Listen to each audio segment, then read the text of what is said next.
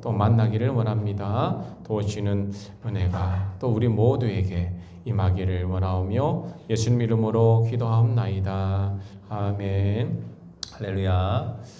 우리 아두자원 인사합시다. 반갑습니다. 안녕하세요. 예, 잘 지내셨습니까? 한 주일 동안 많이 추웠습니다. 그죠? 소한 대한이 한 1년 동안에 제일 추운 것 같은데 이제 대한을 지나고 입춘이 얼마 남지 않았습니다. 여러분 많이 추우셨을 텐데 그래도 잘 이겨내시는 것 같아서 감사합니다. 자, 오늘 말씀은 반석을 치라 라고 하는 말씀을 가지고 함께 말씀을 전가합니다. 우리 다 같이 한번 저를 따라해 보십시다. 반석을 쳐라. 자, 여러분 하나님은 우리를 훈련하십니다. 트레이닝 하신다라고 하는 거예요. 그러나 훈련은 때로는 기쁘게 받을 수 있지만 또 때로는 아주 힘이 들 때가 있다라고 하는 것입니다. 하나님이 우리를 훈련시키는데 때로는 기쁘지만 때로는 그 훈련이 너무나 힘들다라고 하는 거예요. 그래서 오늘 우리는 말씀을 통해서 하나님께서 어떻게 이스라엘 백성들을 가나안 땅에 들어가기 전에 어떤 모습으로 훈련하시는가 한번 생각해 보면서 우리들도 하나님께서 그렇게 훈련하실 때에 우리는 어떻게 이겨나갈 수 있을까 그렇게 생각하며 말씀을 듣는다고 한다면 참 좋겠다라는 말씀을 드립니다. 자, 여러분 오늘 말씀 한번 보십시다. 출애굽기 17장 1절 한번 보세요. 뭐라고 이야기되어져 있느냐. 자, 제가 먼저 읽어드리겠습니다. 이스라엘 자손의 온 회중이 모든 백성들이 여호와의 명령대로 신광야에서 떠나 그 노종대로 행하여 르비딤에 장막을 쳤으나 백성이 마실 물이 없는지라. 자, 이스라엘 백성들이요 이름이 광야인데 이름이 신광야입니다. 그 신광야를 떠나서 르비딤을 향하여 출발했어요. 근데 이 르비딤이라고 하는 이 장소의 말씀의 의미가 쉬는 장소, 오아시스가 있는 장소다라고 하는 겁니다. 그러니까 르비딤에는 물이 있는 거죠. 그 말대로 모세가 예전에 애굽에서 도망쳐서 미디안 광야에서 40년을 살았잖아요. 근데 그때 그 르비딤은 호렙산에서 멀지 않은 곳에 있대요. 그래서 아마도 모세가 양을 치면서 그곳을 여러 번 지나다녔을 겁니다. 양에게 물을 주기도 하고 자기도 물을 마시기도 하고. 그래서 지금 이 모세는 이 사막길을 걸으며 힘들어하는 백성들에게 격려하며 용기를 주었어요. 왜? 르비딤에 가면 물이 있다. 물이 있으니까 조금만 참자. 그곳에 가서 물을 실컷 마실 수 있다. 라고 이야기하면서 격려하고 그렇게 르비딤으로 같이 이렇게 걸어간 거예요. 그런데 예상과 달리 이 르비딤에 도착했는데 뭐가 없어요? 마실 물이 없는지라. 오아시스가 바짝 말라져 있는 것입니다. 바짝 말라져 있어요. 여러분 강물이 항상 차 있는 건 아니잖아요. 어쩔 때 가면은 저수지에 물이 가득 차 있고 어떨 때 가면 물이 없잖아요. 그런데 평소에 있었다라고 예상하며 갔는데 가니까 물이 없어요. 백성들은 힘이 빠진 거예요. 모세도 당황스러운 거죠. 이 모세가 물이 있을 것을 확신하면서 격려하면서 데리고 왔는데 물이 없으니까 모세가 얼마나 황당하겠습니까? 근데 그것으로 끝난 것이 아니라 문제가 생긴 거예요. 이전에 보면 백성이 모세와 다투어 이르되 우리에게 물을 주어 마시게 하라. 그러니까 모세가 그들에게 이르되 너희가 어찌하여 나와 다투느냐? 너희가 어찌하여 여호와를 시험하느냐라고 이야기합니다. 여러분 이렇게 실망한 백성들이 모세를 향하여서 말했다라고 하는 거예요. 당신이 분명히 여기에 물이 있다고 했잖아. 지도자가 뻥치면 어떻게 돼? 물 좀 줘요. 책임지세요. 이 모세와 심히 다투었다라고 하는 것입니다. 모세도 이러면 얼마나 답답했겠습니까? 하지만 이런 일이 물이 없는 게 모세의 책임은 아니잖아요. 모세도 성질이 났습니다. 그래서 너희가 어찌하여 나와 다투느냐? 너희가 어찌하여 여호와를 시험하느냐라고 이야기하잖아요. 그런데 백성은 물러설 기미가 없어요. 여기서 다투었다라고 하는 의미는 멱살을 잡고 흔들었다라고 하는 것입니다. 거의 200만 명이나 되는 사람들, 80만 명이라고 이야기하지만 아이들 다 합쳐서 200만 명이라고 되는 그 거대한 사람들을 끌고 왔는데 물이 없잖아요. 얼마나 원성이 높았겠습니까? 그래서 물이 없으니까 멱살을 잡고 사람들이 와서 모세를 막 뒤흔드는 거예요. 적극적으로 지금까지 지지해 주며 따랐던 백성들이 멱살을 잡고 흔든 겁니다. 멱살을 잡고 하나님이 계시는 거야, 안 계시는 거야? 너 정말 하나님 말씀 들었어? 이 길이 맞기는 맞아? 막 흔드는 거예요. 여러분, 얼마나 흔들었으면 모세는 마음이 얼마나 아팠겠습니까? 이 말씀을 읽으면서 그런 생각이 났습니다. 예전에 하영조 목사님의 말씀을 한번 들어보니까 온누리 교회 하영조 목사님이 그런 이야기를 하시더라고요. 자기도 당회에서 멱살을 많이 잡혔대요. 그리고 하시는 말씀이 목사가 멱살을 몇 번 잡혀야 제대로 목회하는 목사가 됩니다. 목사님들도 멱살 많이 잡혀야 됩니다. 그렇게 우스갯소리로 이야기하시는 걸 들었어요. 아무튼 모세는 훗날의 그 아픔을 기억하면서 우리들이 얼마나 불신앙했는가 잊지 말자는 의도로 이곳의 지명을 바꾸었어요. 7절 한번 보세요. 뭐라고 이름을 바꾸었는가? 7절 그가 그곳 이름을 마사 또는 무리바라 불렀으니 이는 이스라엘 자손이 다투었으며 또는 그들이 여호와를 시험하여 이루기를 여호와께서 우리 중에 계신가 안 계신가 하였음이더라. 이름까지 바꾸었다라고 하는 것입니다. 여러분, 우리가 신앙생활을 하면서 이러한 다툼 그리고 하나님이 계신가 안 계신가 하는 의심 종종 일어나는 문제입니다. 교회에서는 자주 뭐라고 이야기하느냐? 그렇게 이야기 많이 하잖아요. 내년에는 부흥될 겁니다. 조금 있으면 부흥될 거예요. 세상이 좋아질 겁니다. 나라가 잘 살게 되어질 것입니다. 또 개인에게는 뭐라고 이야기하느냐? 사업이 잘 될 겁니다. 예, 자식이 좋은 대학 갈 거예요. 시집 장가 가서 믿음의 가정을 잘 이룰 거예요. 또 가정에게는 행복하고 믿음의 가정이 될 겁니다. 그런 이야기를 우리는 자주 하잖아요. 그런데 막상 1년을 지나고 보니까 그렇게 안 된 거예요.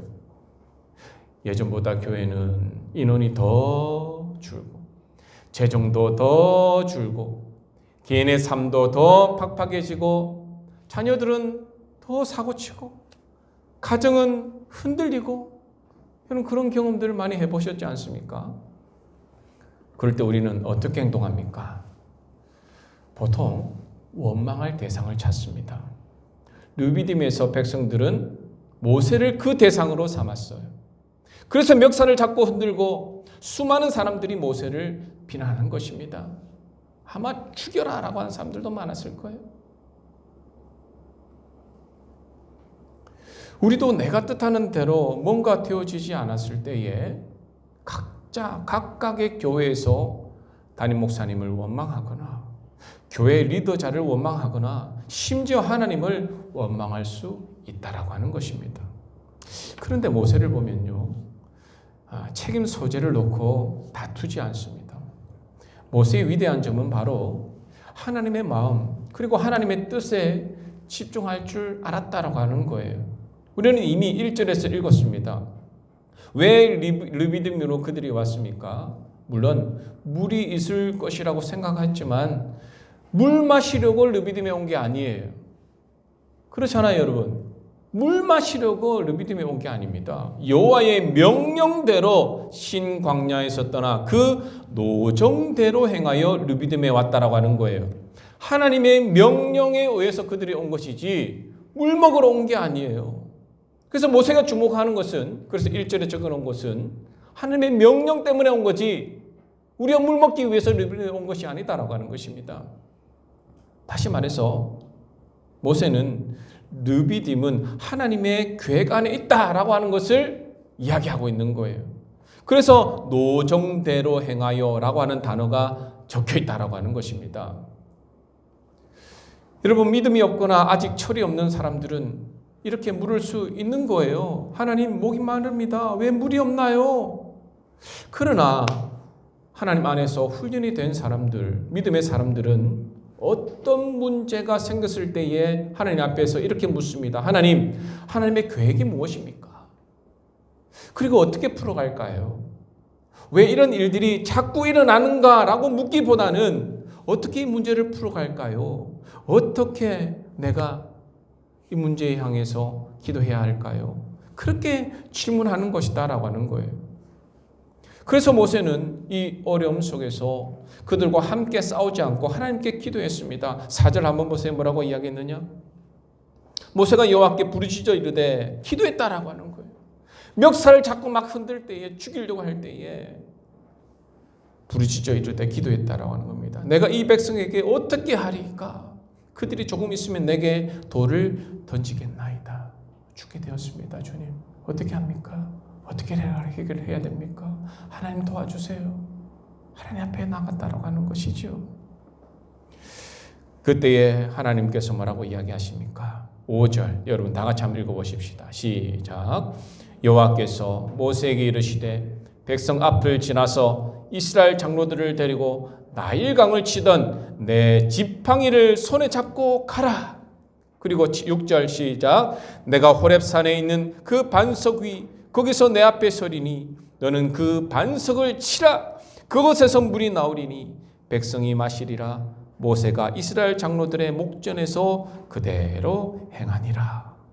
여러분, 이스라엘 백성은 어느 곳에 가더라도 홍해를 건너게 하신 하나님께서 함께 하시니까 육신을 만족할 만한 것이 예비되어져 있다라고 생각했던 거예요. 그러나 하나님의 생각은 다릅니다. 여러분, 하나님의 생각은 우리의 생각과 다르다고 이야기했잖아요. 그래서 하나님은 너는 반석 위로 올라가서 하나님을 바라보고 서라. 그리고 그 반석을 치라라고 이야기합니다.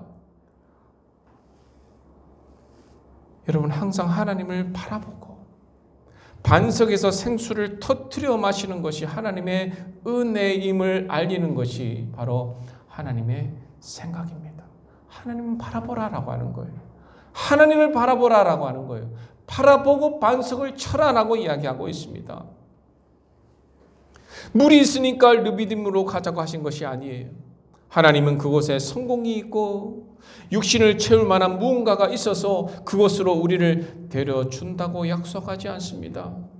중요한 것은 물이 바싹 말라져 있을지라도 하나님이 계시면, 그리고 하나님을 따라가는 길이라면 괜찮다라고 하는 믿음, 그 훈련을 하나님께서 하시는 거예요.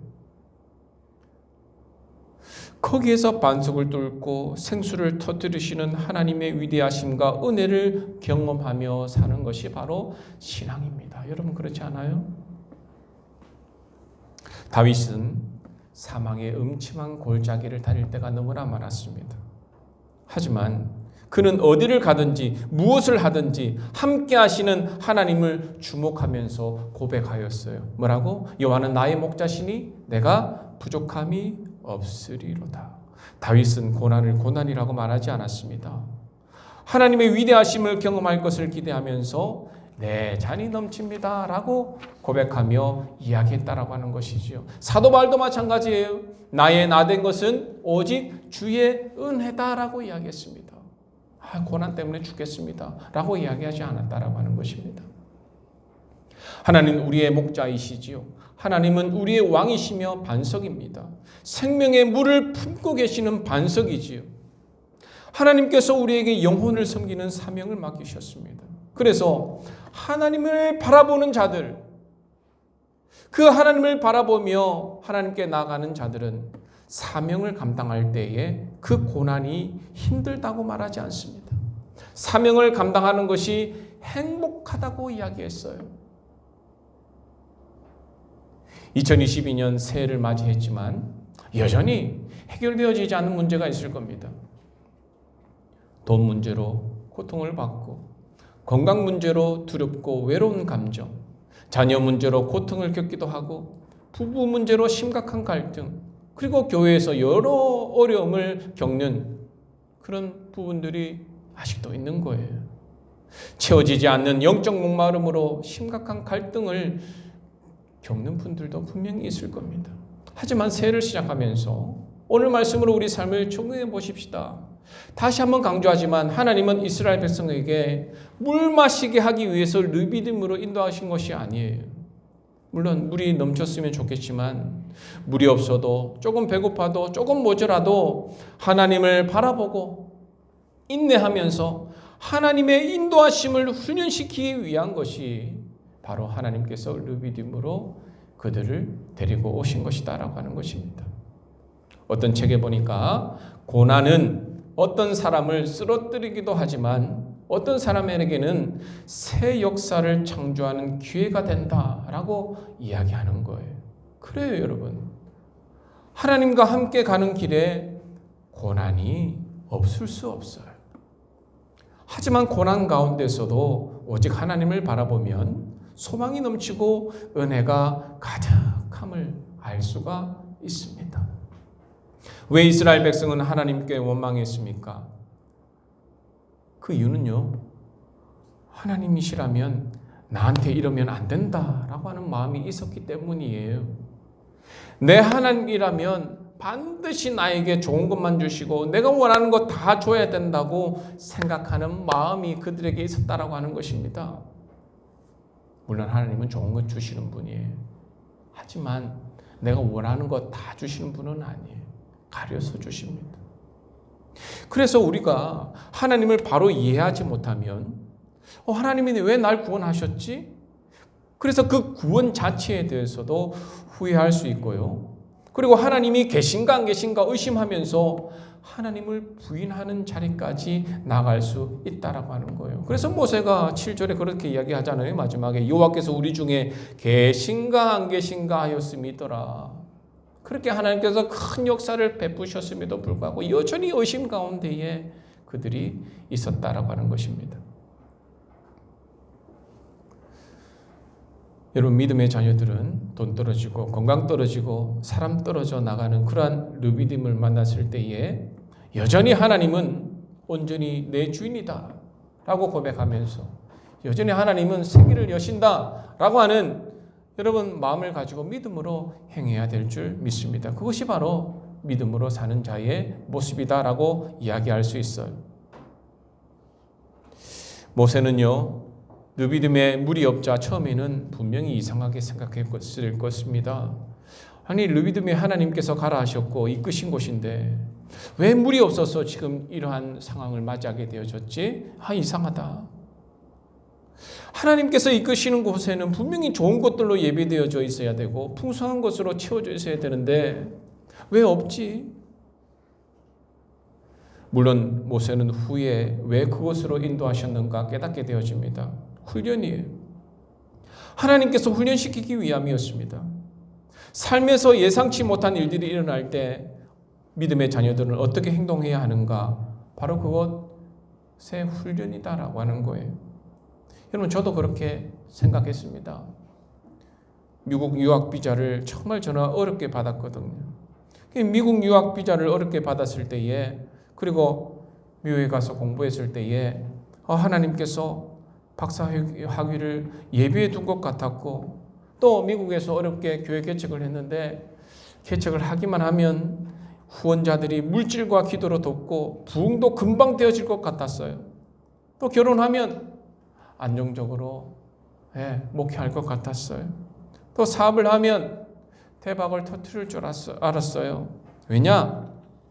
하나님은 나와 함께 하시는 하나님이시기 때문에, 나를 만나주신 하나님이시기 때문에, 나를 도와주시는 하나님이시기 때문에 뭐든지 하면 어려움 없이 다 잘 해결될 것이다.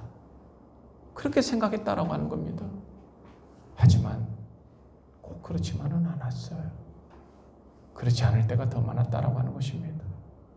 유학을 하니까 물질이 가장 문제였어요.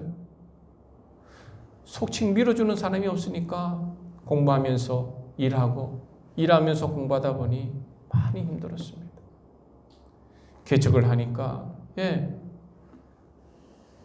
교인들이 없으니 실망하게 되어졌어요. 결혼하니까 여러 문제들이 생겼어요. 스타일도 많이 다르고요. 사업을 하니까 더 빛을 지고 많은 어려움이 생겼습니다. 우리 교회도 지금 마찬가지예요. 수많은 어려움들을 겪을지 우리가 어떻게 알았겠습니까? 제가 그거 예상하고 왔었겠어요? 그러지 않았을 겁니다. 여러분도 그런 경우를 여러분 경험해 오시지 않으셨습니까? 카드 다 한도까지 다 써놓고 기도하면 채워주시겠지. 물론 한두 번은 채워주시죠. 근데 계속 그렇게 가소비하고 채워달라고만 하면 하나님은 그 버릇 고치기 위해서라도 채워주지 않는다라고 하는 것입니다. 여러분, 그래서 르비딤은 좋은 훈련의 장소였어요. 하나님은 이렇게 르비딤으로 물 없는 곳으로 가끔 우리를 인도하십니다. 그런데 많은 사람들이 그 르비딤을 마사, 즉 하나님과 다투는 곳으로 변질시켜 버린다고 하는 거예요. 그 이유는 바로 르비딤에서 하나님의 뜻을 발견하고자 애쓰지 않기 때문입니다. 왜 나에게 이런 고난이 있을까? 생각해 보자라고 하는 거예요. 문제가 어디에 있습니까? 하나님께 문제가 있나요? 아니요. 거의 나에게 문제가 있는 거예요. 그리고 나를 단련시키기 위해서 그렇게 하시는 거예요. 그렇다고 한다면 우리가 고난의 르비딤을 만날 때 어떻게 해야 되느냐? 모세가 하나님의 명령으로 반석을 칠 것 같이 우리들도 믿음으로 반석을 쳐야 된다라고 하는 것입니다. 반석을 친다라고 하는 건 뭐예요? 반석은 여러분 돌입니다. 그냥 돌. 저는 옛날에 반석교회, 반석이 뭐지?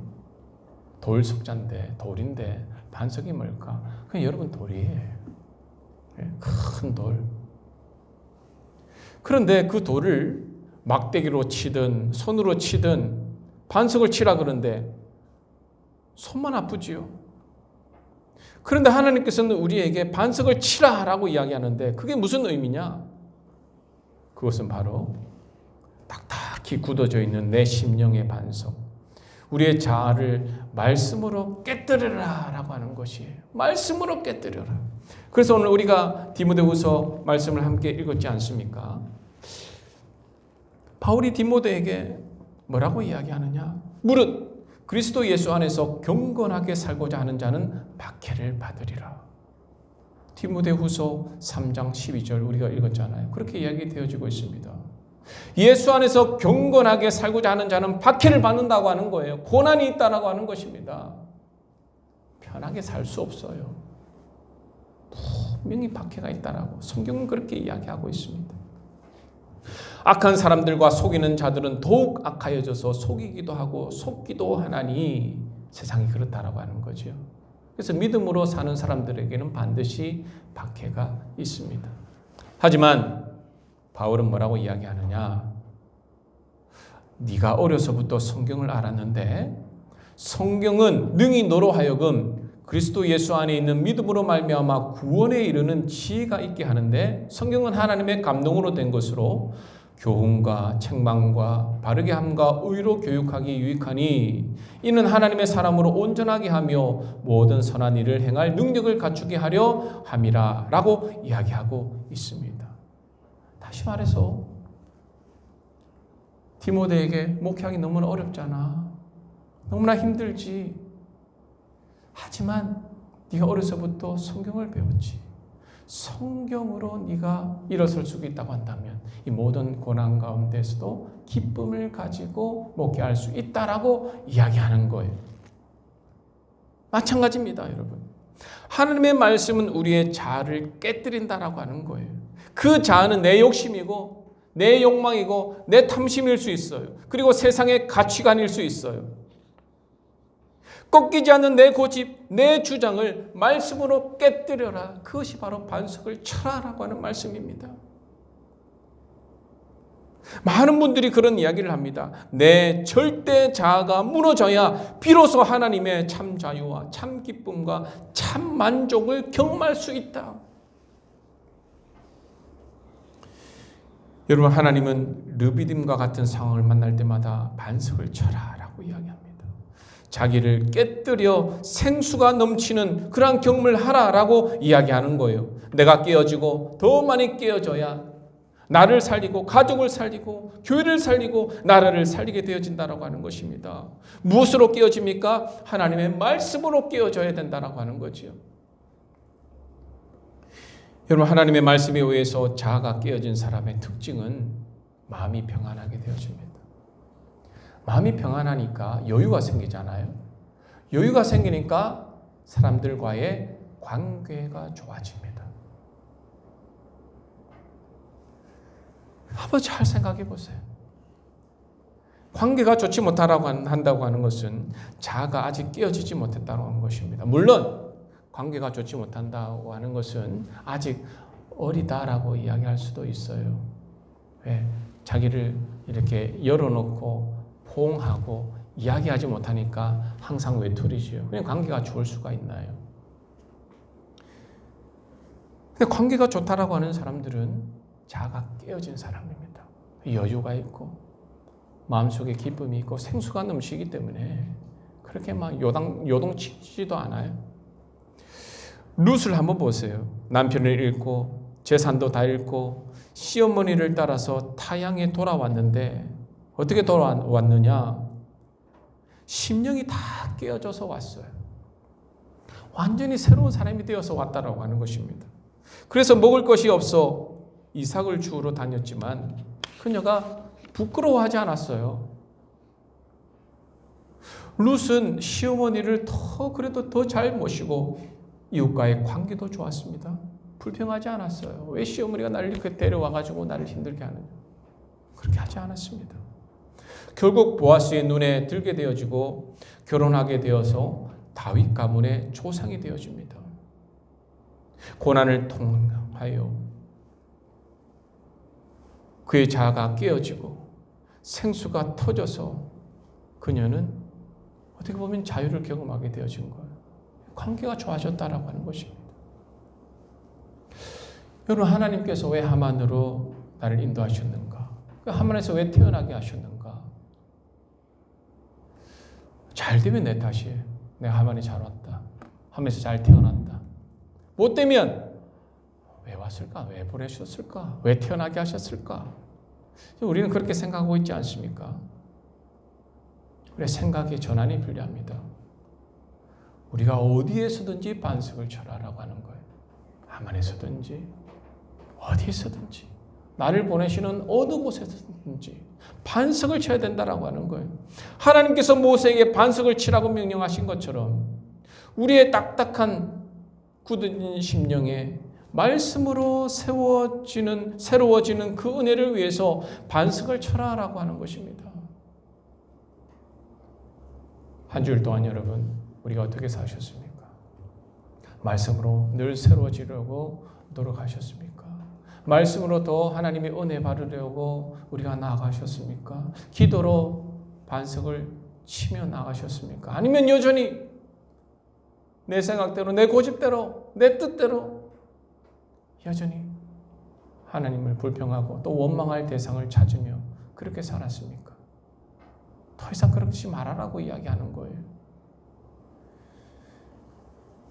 우리는 이러한 훈련을 언제 어디서든지 항상 받게 되어질 것입니다. 그래서 여러분, 그러한 상황을 만날 때 오늘 말씀을 생각해 하시면 참 좋을 것 같아요. 그래, 이스라엘 백성들도 루비딤에서 그런 상황을 만났지. 나도 그런 상황을 만났어. 어떻게 될까? 누구를 원망해야 되겠습니까? 멱살을 잡아야 할까요? 하나님을 원망해야 될까요? 하나님이 계신가 안 계신가 염려하고 그렇게 나가야 할까요? 그게 아니라 지팡이를 들어라. 지금까지 인도하신 하나님을 생각해라. 그리고 어떻게 해요?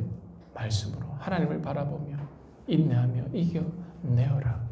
하나님께서 해결하신다. 그게 바로 오늘 말씀의 포인트 아니겠습니까? 그런 말씀으로 이 새해 여러 가지 어려움들이 있지만 말씀으로 반석을 치며 생수를 경험하시는 우리 모두가 되었으면 좋겠습니다. 기도합시다. 참 좋으신 주님, 감사합니다. 오늘 주시는 말씀을 우리가 생각하면서 반석을 치게 하시고 다투며 하나님 살아가는 자가 아니라 하나님 앞에 순종하며 감사하며 은혜롭게 살아가는 우리 모두가 될 수 있도록 주께서 축복하여 주옵소서. 감사하고 예수님 이름으로 기도합니다. 아멘. 우리 다 같이 찬송가 286장 찬송하시면서 하느님 앞에 봉헌하겠습니다. 286장 찬양합니다. 찬송가 286장